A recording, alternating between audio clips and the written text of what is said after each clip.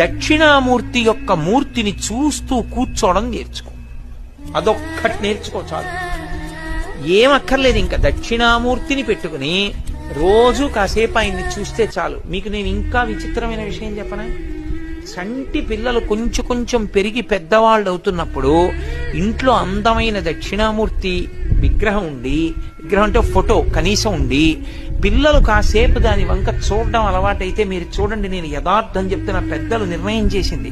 వాళ్ళు కళ్ళు తిప్పి ఆడుకుంటూ పాకడం కూర్చోవడం వచ్చినప్పుడు చూసినప్పుడు వాళ్ళు నిశ్చలంగా కాసేపు ఇలా దక్షిణామూర్తి వంకే చూస్తారు. పిల్లలు చిన్నతనంలో దక్షిణామూర్తి వంక అలా ఎదురుగుండా కూర్చుని చూస్తే రెండు ఫలితాలు వస్తాయి. అపమృత్యు దోషం పోతుంది, సరస్వతి కటాక్షం కలుగుతుంది. అందుకే అసలు ఇంట దక్షిణామూర్తి ఫోటో లేని ఇల్లు ఉండరాదు. అంత మంగళ